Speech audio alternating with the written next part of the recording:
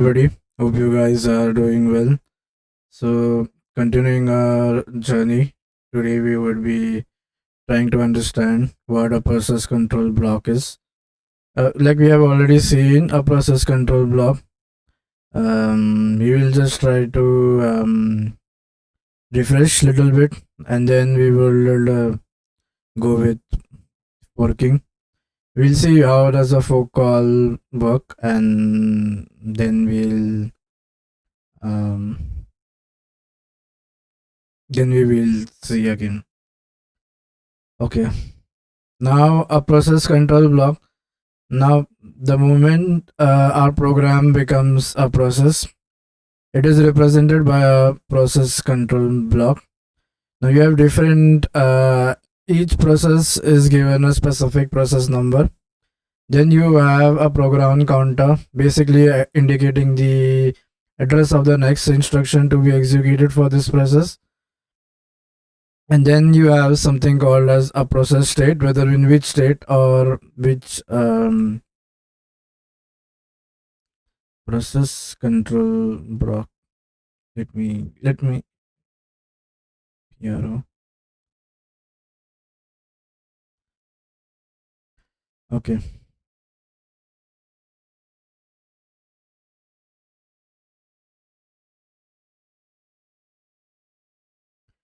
Okay. So now, as I said, the process control block consists of the program counter pointing to the address of the next instruction to be executed. Then we have the state indicating what type of state we are in. That is whether we are in wait state, running state, or ready state, or new. Then we have prec containing the address of the next instruction. Then we have something called as a process number. Now this process number is basically so each process is given a specific process number. Now then we have a register, basically used to store data. Now then we have a list of open files. Now memory limit, this is basically going to indicate the starting and the last address, I guess. For example, the base and the limit registers. Remember, we are going to do segmentation, right? So that address is there. And yeah, and then we have a pointer. Now we'll see what this pointer does. Okay. Najia, okay. Now process representation in Linux. So in Linux, the PCB is represented by a C structure that is called as task underscore struct, which is found in include slash linux slash skate.h include file in the kernel source code directory. Now this structure contains all necessary information representing a process, state of the process, scheduling, memory management, etc. Now a process parent is the process. Okay. Scheduling information, memory management, list of open files. Now this pointer is referring to the child or parent process that it created. A process parent is the process that created it. Its children are any processes that it creates. Its siblings are children with the same parent. Now let's see how does a process look like. So for a system with a single CPU, there will never be more than one process scheduled, right? Only a multi-core can have multiple processes at one time. If there are if there are more processes than cores, excess processes will have to wait until a core is free and can be rescheduled. The number of processes currently in the memory is known as degree of multi-programming. So basically, how many processes are currently present in the memory is called as degree of multi-programming. Now, balancing the objectives of multi-programming and time sharing also requires taking general behavior of a process into account. In general, most processes can be described as either IO bound or CPU bound. An IO bound is something that is going to do IO, and a CPU bound process is when it needs the CPU, or the process that only needs the CPU time and there is no IO. Now scheduling queues. Now when the process enters, so when you have the process enters, then it is put inside a ready queue. So this is the process, right? So now this is little bit how the scheduling actually happens. So this is the ready queue.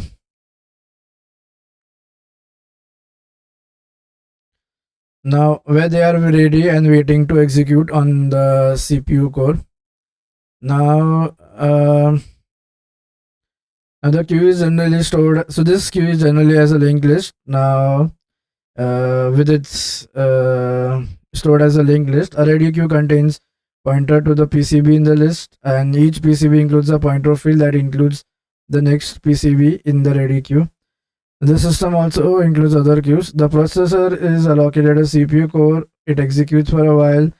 It's so then from the ready queue it goes to the CPU. Okay, so you have here the CPU. It executes for a while and eventually we will again bring it back, right?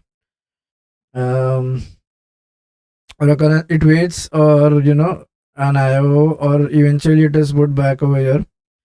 So then if there is an IO which it comes, if there is any IO, so then it comes here, does that IO. So like does the IO request, which in the, so if that IO is not available, there will be a queue maintained here, and then again it goes back to the ready queue. So here you have IO wait queue, IO wait, IO wait queue, and then you have one more thing called as IO request. So these two things will work hand in hand. So first it come to the IO request, then we go to the wait queue, and then we go to the ready queue. Then okay, then so what if there is no IO, then it will wait for its, like we are doing multitasking, right? So it will wait for the time. It will wait for its time slice to expire. The moment it expires, it will go back and be put in the ready queue. Now this is basically when the time slice has been expired. Now when we create child processes, right? So when we create child process, again we come here. So from this is the CPU, right? So while executing, we create a child process. We come here.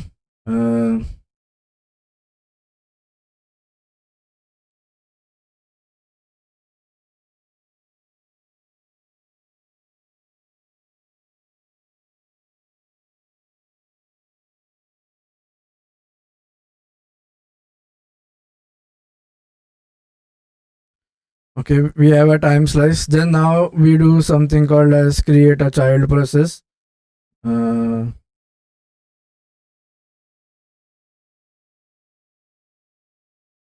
we go to child termination queue. So we wait, and then once the child process terminates, we go back to the ready queue. But what if an interrupt occurs? We come here. We go to the interrupt wait queue. We complete the ISR. Once the interrupt occurs, we have the ISR being executed. Now, once the service routine is executed, then we go again back to the ready queue. This is basically how it's going to work. So remember, it will loop like this. A common representation process scheduling is a queuing diagram. So we'll see we have so many number of queues, right? We have this IO wait queue, time slice, then we have this child process queue, again there is one here, and again we have something called as interrupt queues. Okay, now a CPU scheduler. Now the role, there is something called as a CPU scheduler being present. Now when the process migrates from the waiting to the ready queue, so there is a scheduler who's waiting over here. The job of the selector is to select from the processes that are ready and allocate CPU to them. The CPU scheduler must select a new process for CPU frequently. An IO bound process may execute only for a millisecond before waiting for an IO request. Although a CPU bound process will require CPU core for a longer duration of time, the scheduler is likely to grant the core for a process for an extended period. So what it does is this CPU scheduler will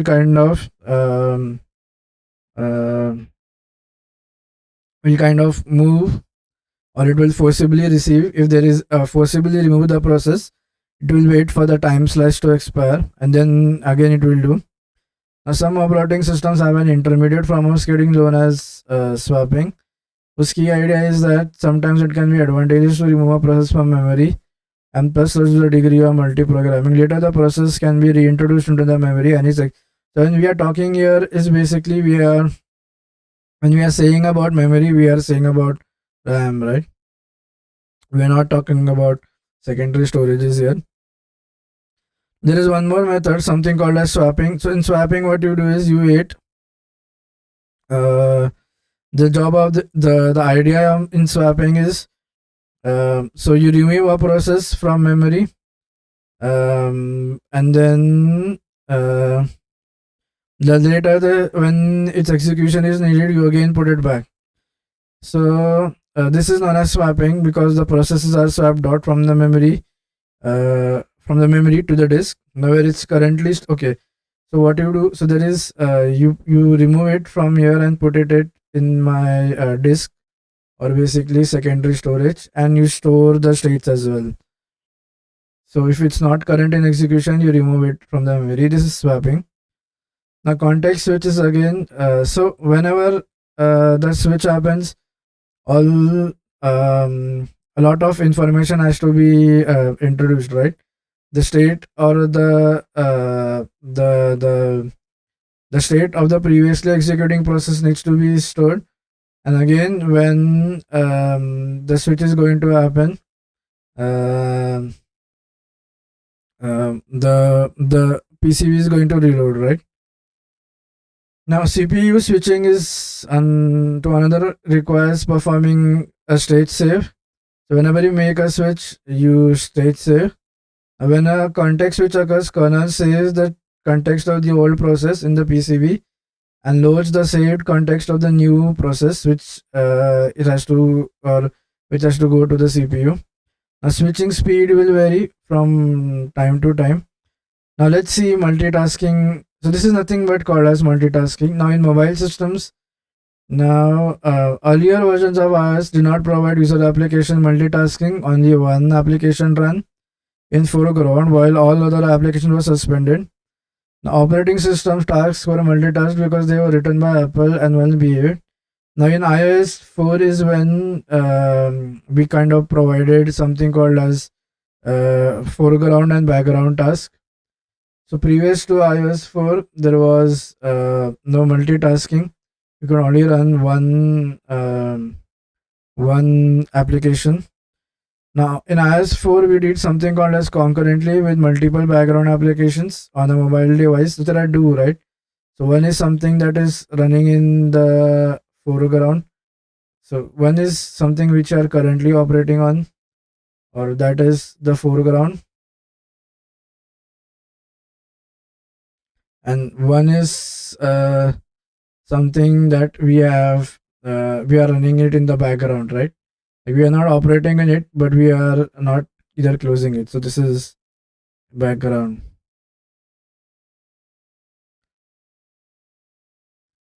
Okay. Now iOS 4 programming API provided the support for multitasking.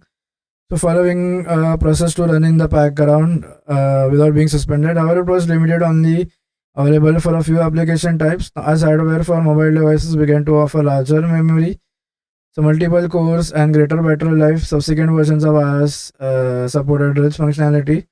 For example, larger screen on iPads allowed two foreground apps at the same time, a technique known as split screen. Now, Android always supported multitasking because and does not plain constraints on any type of application. If an application requires processing in the background, the application must use a service, a separate application component that runs on a behalf of the background process. Now consider a streaming audio application. If the application moves to the background, the service continues to send audio data to the audio device driver on behalf of the background application. In fact, the service will continue to run even if the background application is suspended. Services do not have a user interface and have a small memory footprint, thus providing an efficient technique for. Okay, so Android supported multitasking, right? There was no issue with multitasking in Android. Okay. So Android had this feature since a long time. However, in iOS, it was introduced after iOS 4.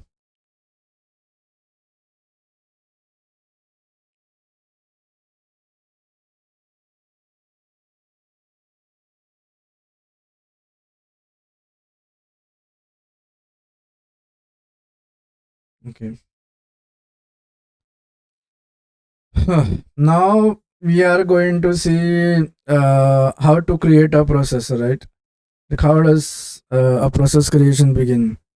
Now, during a course of execution, a process may create several new processes. As mentioned earlier, now when a process creates another process, this is creating another process.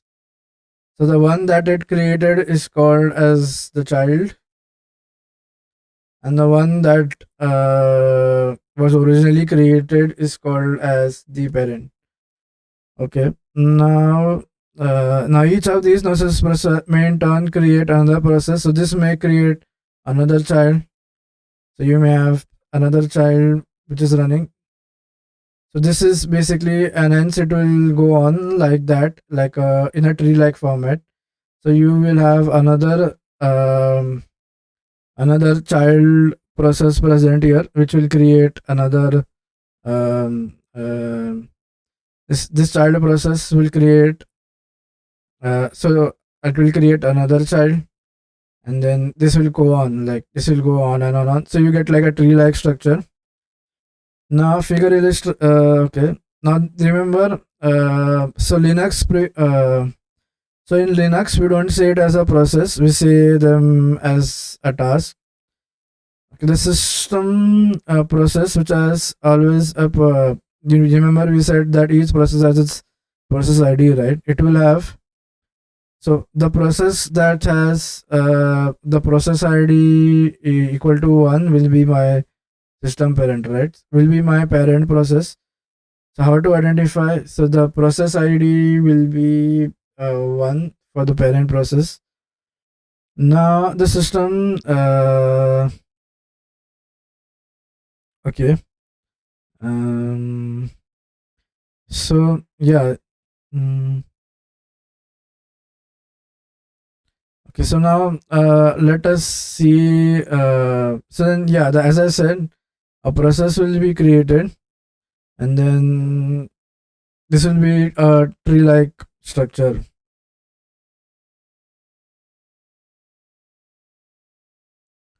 Okay, so to in Linux, you can use a command called as ps-el that will give information about the currently active processes in the system.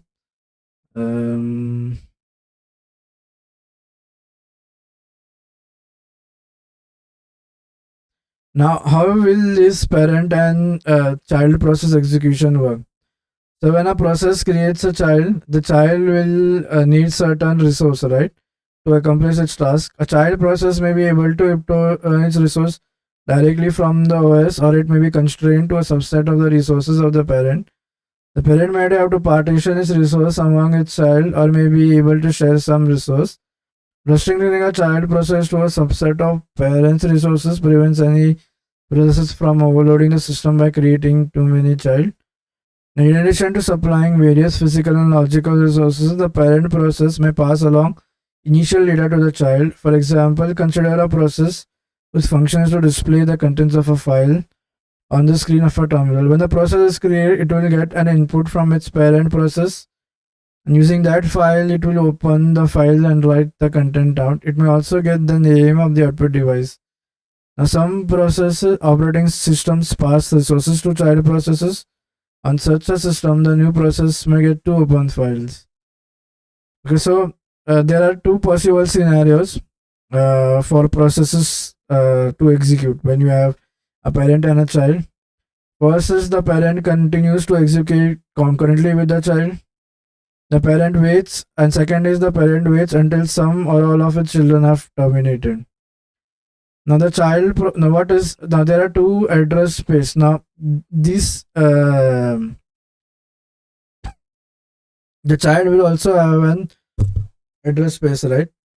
Now the address space for this new process, either it will be a duplicate of the parent or it will have a new program loaded in it. So there are two possible copies, right?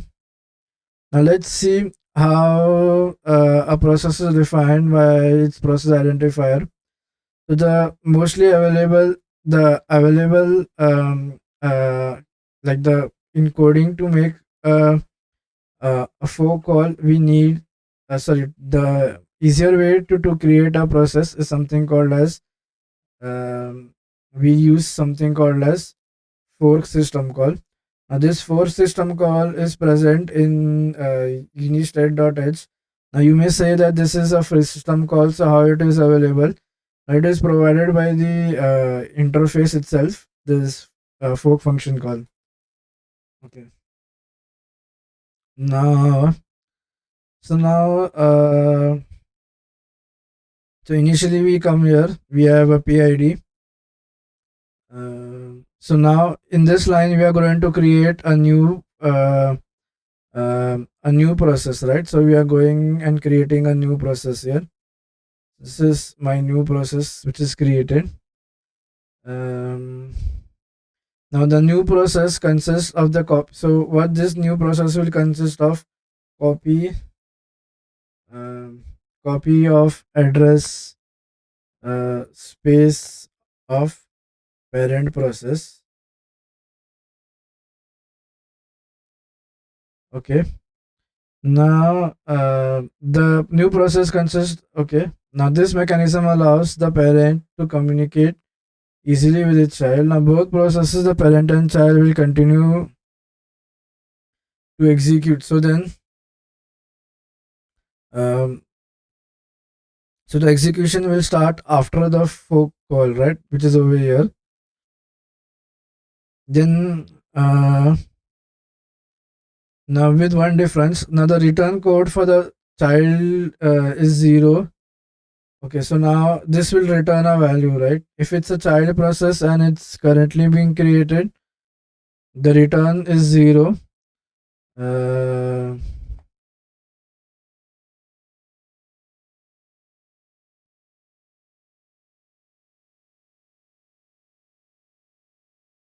oh no no. So the return code for the parent process is going to be a negative number.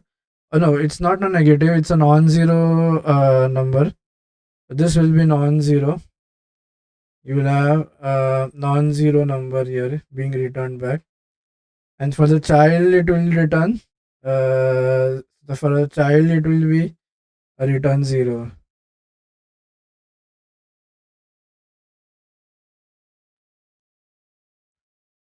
Now, after the system call, one of the two process typically uses to replace the processor's memory space with a new process program. The exe system call loads a binary file into the memory, destroying the memory images of the program containing the exe system call. And in this manner, the processes are able to communicate and then go their separate ways. The parent then can create one more child, or if it has nothing to do with the child, and it can just wait. Issue wait system call to move it outside from the ready queue until the termination of the child. Because the call to exe overlays the processor address space in the new program, the exe does not return. So he's saying how that fork function call is going to work. Now Windows, we use something called as a create process, which is similar to forking. Okay.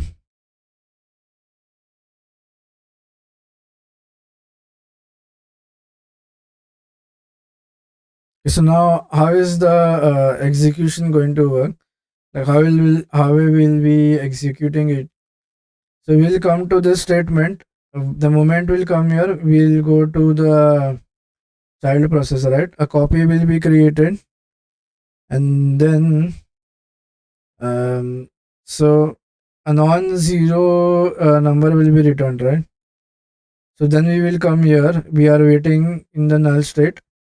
When uh, when the child is completed, um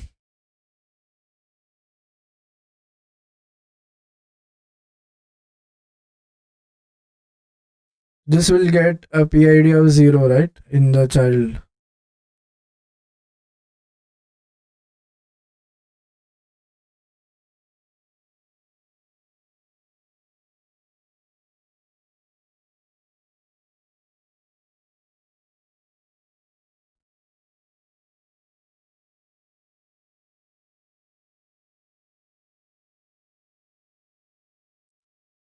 Let's see how this process is working.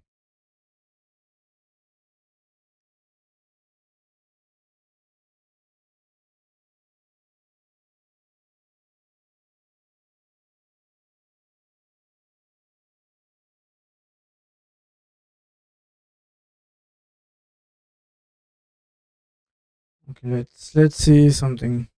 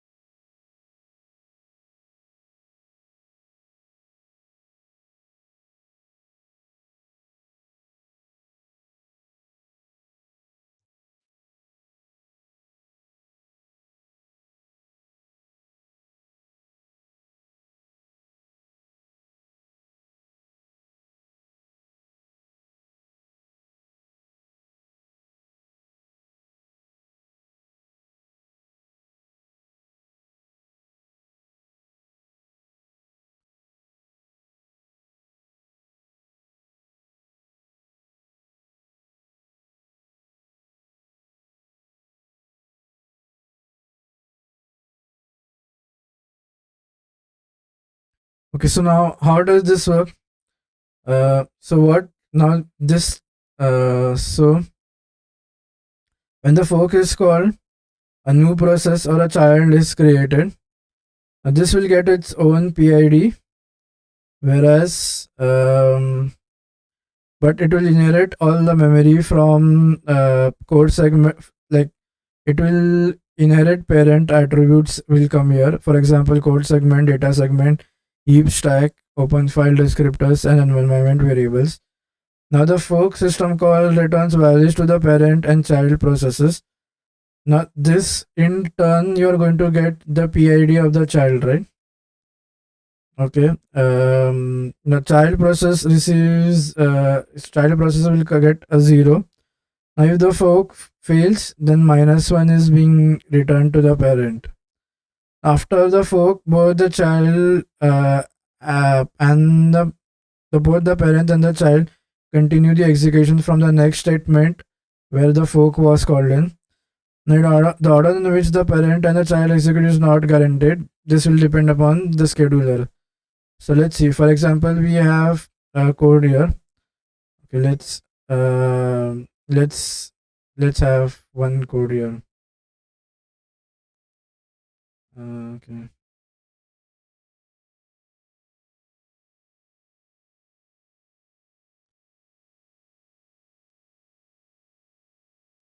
So at this point is when so this point we create a new child process. So here we have a new child process being created. Now this is going to get the PID, right? So here I'm going to get my PID. So here I have my PID being sent out back. Now this is going to get a 0 PID, right? So Now this whole code and everything is going to get copied in the child, right? So okay, let's assume okay, so now this year from the next line we are going to work, right? The next line is sorry is the next line is this one, right? Now this is going to get a 0 PID return, right? Then uh,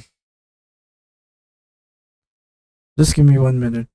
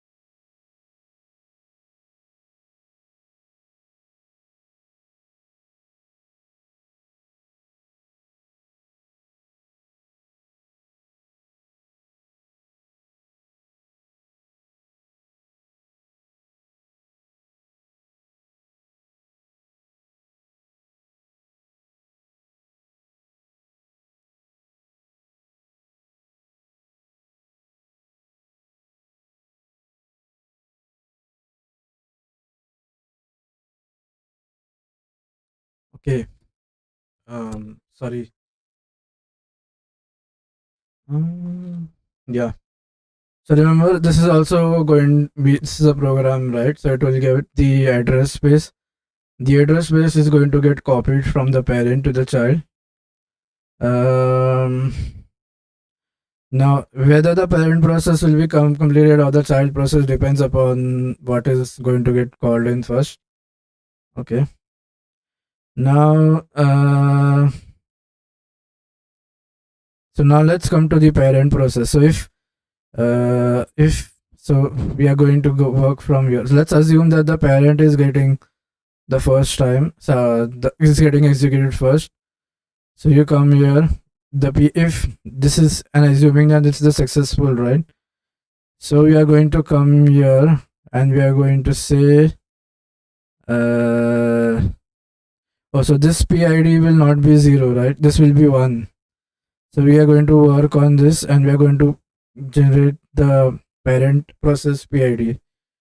Now what if we come to the child process again? We are going to go over here, right? Let's see a failure condition, like in a failure condition of hook. Let's see how that will work. Now there is no guarantee which will process will work, but we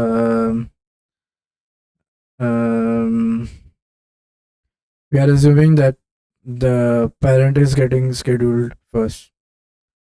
Okay, let's see now process failure condition. Okay, so this is our code, right? Okay, let's this is our code. Okay, now we start execution from the top and we come to this statement wherein we make the fork call, right? So I am here, so now I'm going to have the fork call. That's okay. So this is going to do the fork. So you come here. No. Yeah, this is going to do the fork.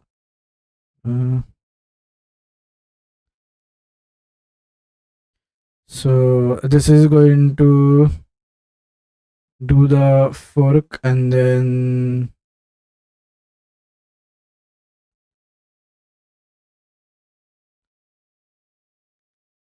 the fork call is made.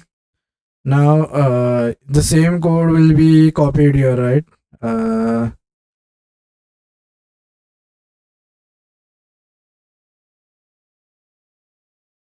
Like we have the same parent code present in the child process as well. Now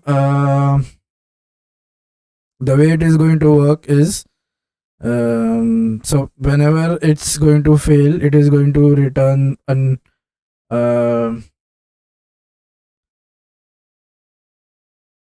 so whenever the fork will fail, it will return -1 to the parent, right? So then we are going to come here. So then we are going to do print error and then we are going to say that an error occurred. But then so yeah, this is a comment. Remember, this is not the fork call. So this is going to get the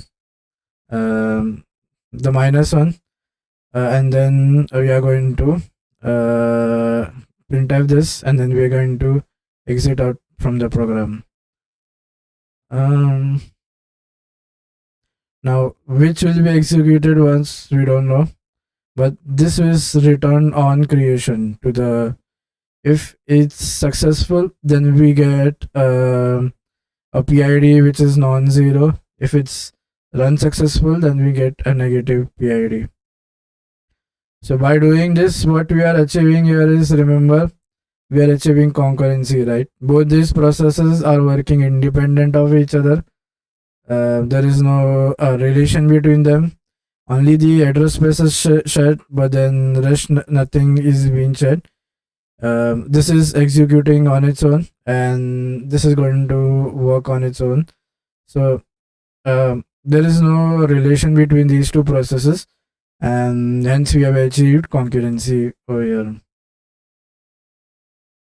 So now this is achieving concurrency using something called as by creating another process, right? So remember we studied that whenever a process is created, right, a PCB gets assigned to it. So this is considered. So remember this will also have a PCB being generated, right? So the drawback of using process creation for concurrency is you will the overhead gets increased, right? And there is lots of memory wastage, right? This again needs some memory it will have, and but then we said that the PCB of this needs to be stored, right? It will have other fields, and this process will get its own PCB. So remember, so many PCBs needs to be generated, right? So we are achieving concurrency, but the drawback or the disadvantages of using fork system call is we are achieving concurrency, but the drawback is the overhead is increased, right? Overhead has increased.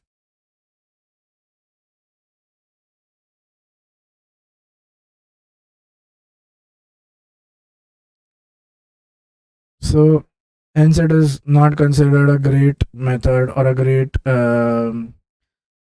however, some Apache server in JavaScript still uses this process, right?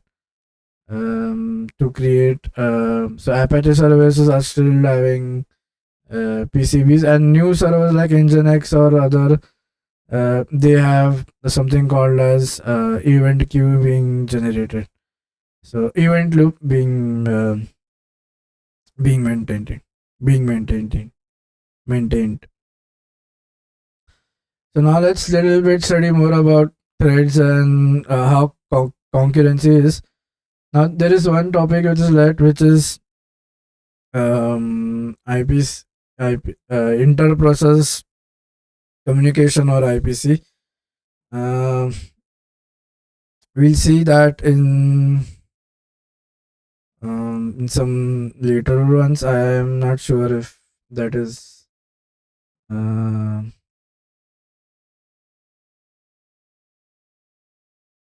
okay, so I mean,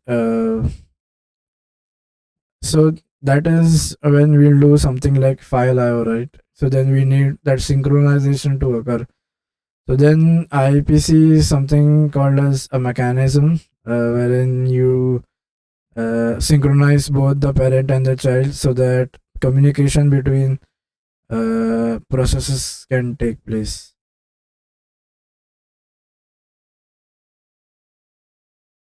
Now, there are different ways to achieve IPC or to have inter-process communication.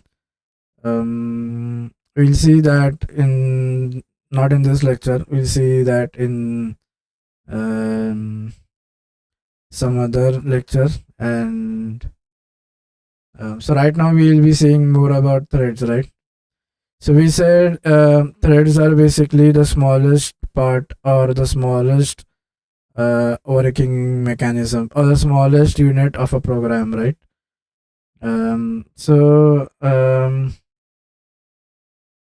Now thread is a basic unit of CPU, right? It comprises of the thread ID, a PC, register, and a stack. Now it says other threads belonging to the same process, its code section, data section, and their operating system resources such as open files and signals.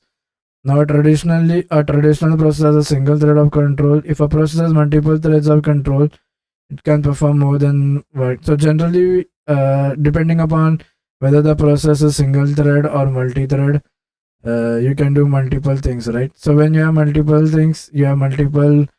So, the register stack and PC will be shared. However, you have multiple process, more than one process. For example, a web browser, right? You have more than one tab being open, so each tab is considered a single thread. Okay. Mm. Benefits is again, there is no advantages.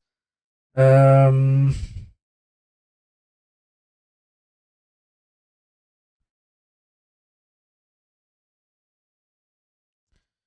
Now, when is multi-thread? What are the major advantages of doing multi-threading, right? So the major advantages of a multi-threaded program is since the programs so you have multiple threads, right? They are running independent of each other. So you have attained even if one of the thread the it even if a part of the it's blocked or it's performing a lengthy operation, the other will continue to work. So for example, when a user clicks a button that results in a performance of a time consuming operation, a single thread application will be unresponsive till the operation has been completed, right?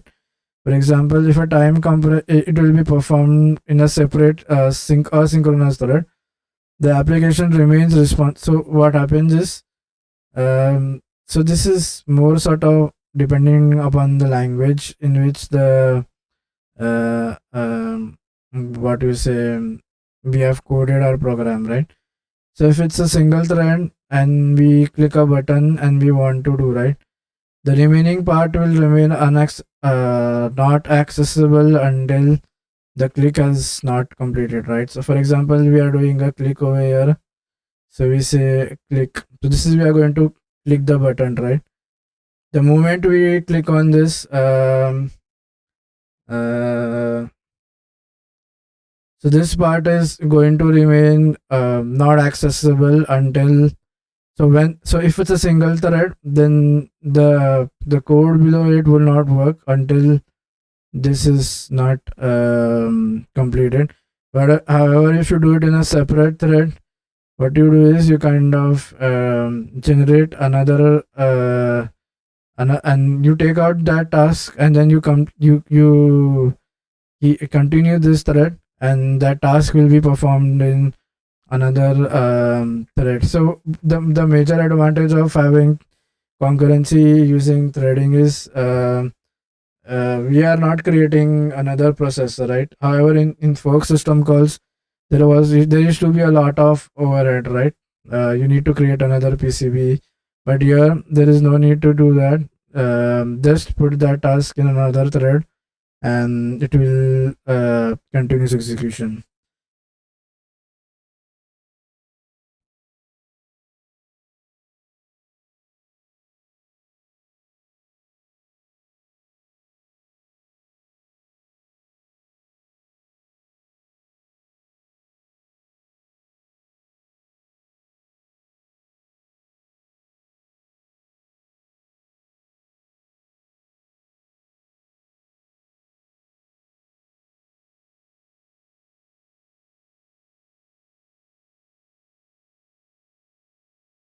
Yeah, so this is going to share the PCB, right?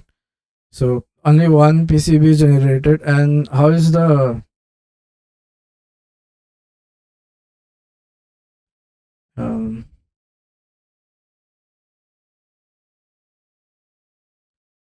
the execution gets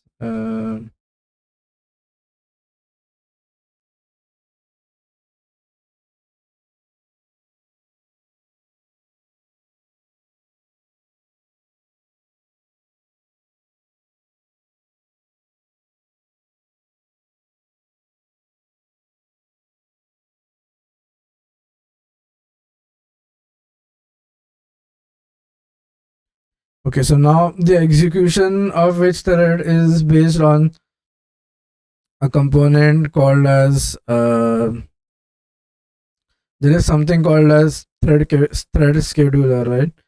Which ensures that threads are given CPU time to execute their tasks. So okay, let's come back here. Um,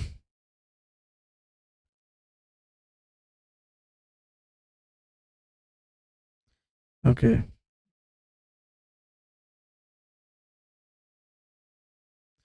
So now, in reality, there are two types of threads. One is user level threads, and one is kernel level threads. And user threads are supported above the kernel and are managed without the kernel support, whereas kernel threads are managed by the OS. Ultimately, a relationship must exist between the user and the kernel thread, as shown. Now one to many model. Now the figure maps user level threads to one kernel. The thread management is done by the thread library in the user space, so it is efficient. However, the entire process will block if a thread makes a blocking call. Also, because only one thread can access the kernel at a time, multiple threads are unable to run in parallel on multi-core. No, what is multi-threading models? Let us see something like multi-threading models. Like, what does this mean?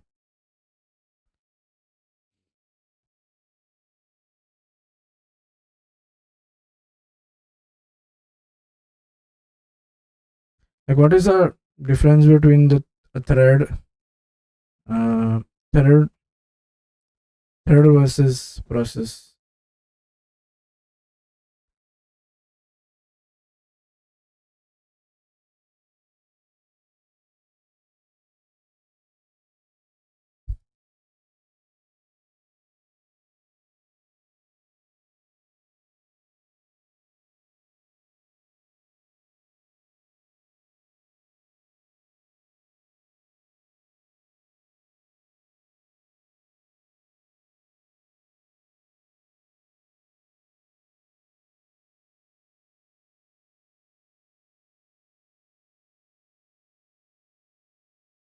Okay, so now let us like go a little bit deeper in what thread.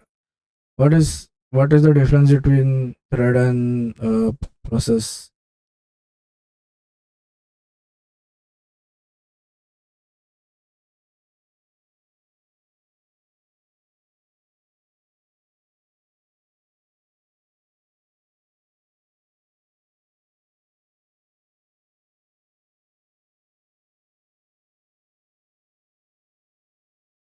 Now, who defines the thread?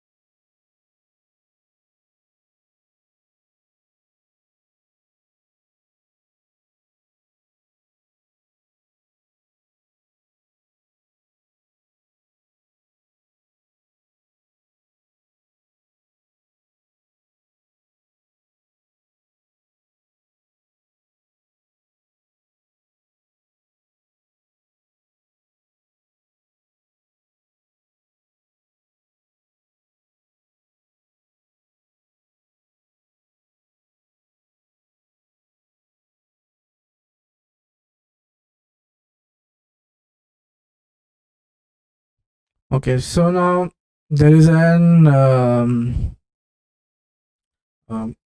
let's understand what is the problem with using fork calls for concurrency. Like, what is the major problem that we have over there?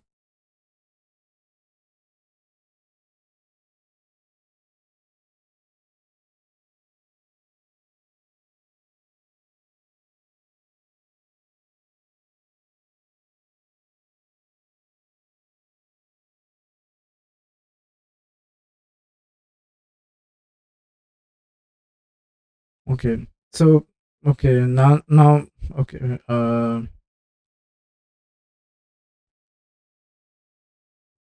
Let this be 200. So 200. Now problems with fork are like so we studied that fork helps us to enable concurrency, right? But whenever we call a fork, a new process is created, right? Even though we have some optimization for a copy on thread, a new process will create more overhead, right?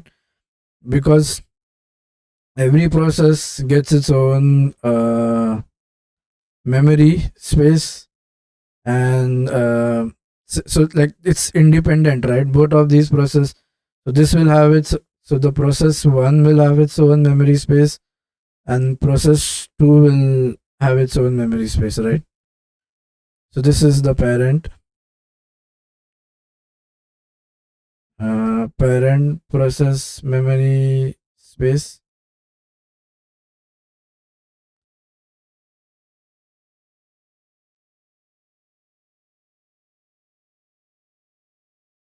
and then this is um, child process.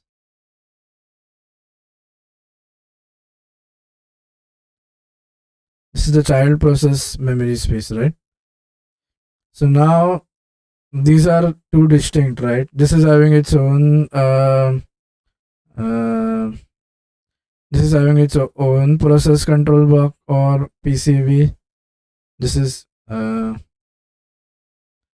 PCB1, and then this is again having its own process control, right? So we say this is process control block 2. So these are independent. Not to have communication between them, we need to rely on certain other mechanisms, right? Because nothing is being shared here, remember? And the creation of these two PCBs is what result in overhead being generated, right? So hence, synchronization, no, not synchronization, already the overhead has increased. So, and if these we want to communicate between those two processes, it becomes very difficult, right? So, first advantage is it has very large overhead creation of new PCBs, and the second drawback is communication or inter-process communication is very difficult.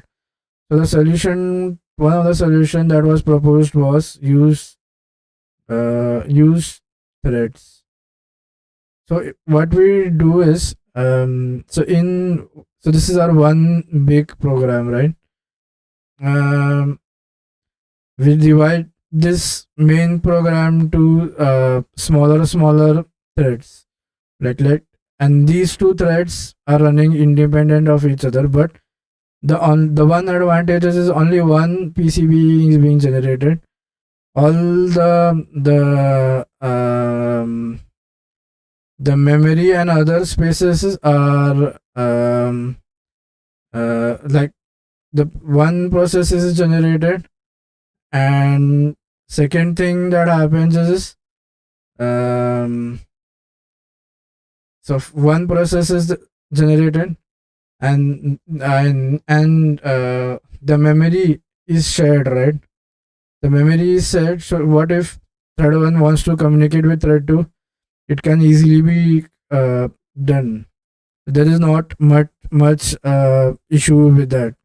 And since there is only one PCB being or one block being generated, the overhead reduces.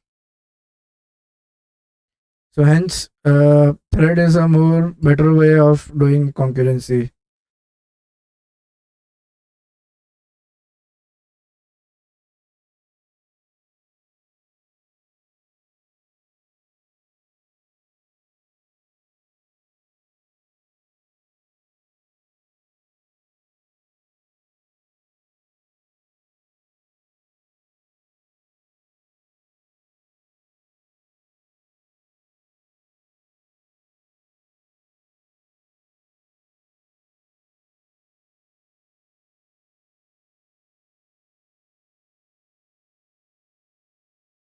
Yeah, so basically this is running one inside one processor, right? So the PCB um s- uh,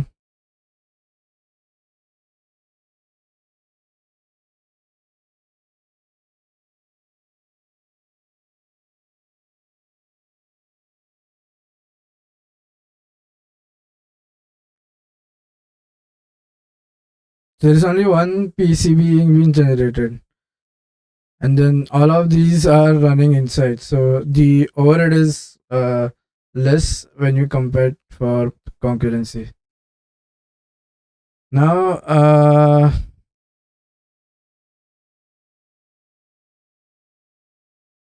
now why not, there is something called as these uh, like there is a concept wherein we say that these threads should be mapped to the kernel thread. So why should we map threads in the first place?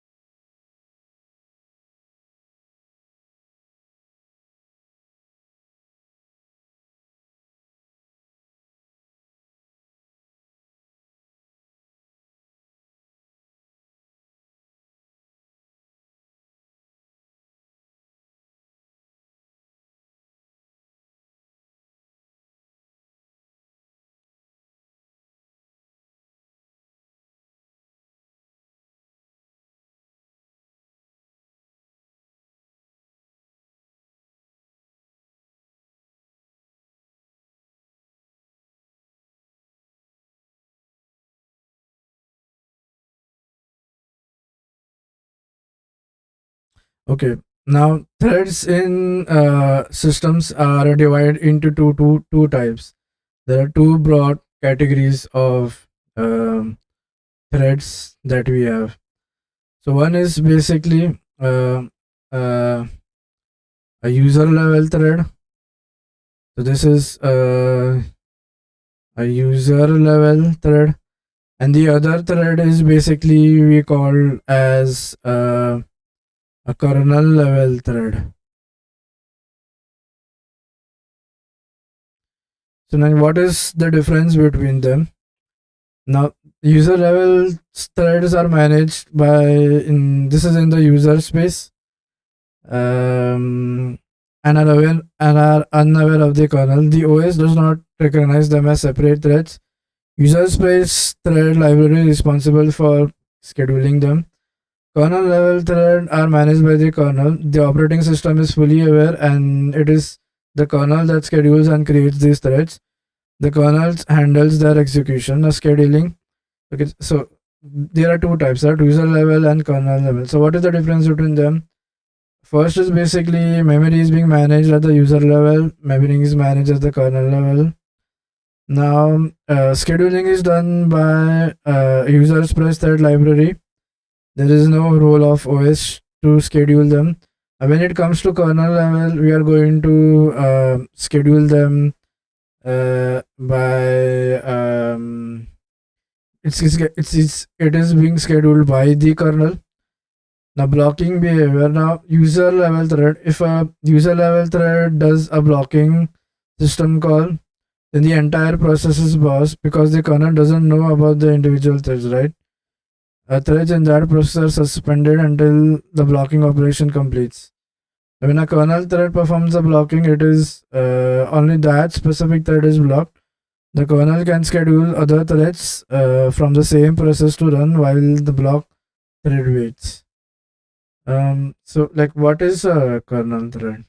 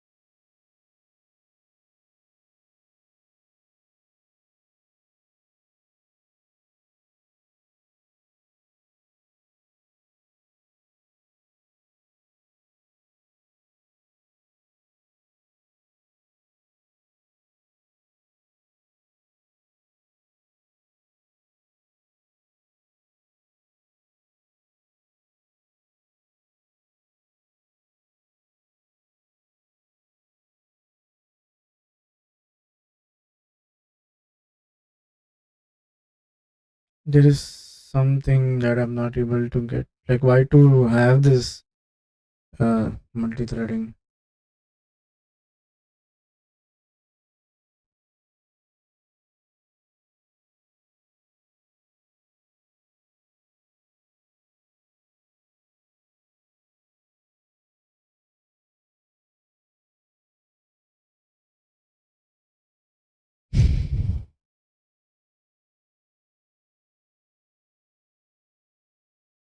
Um,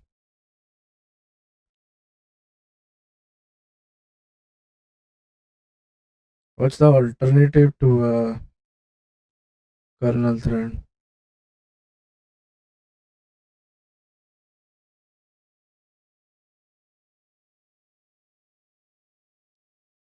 What is job of a kernel thread?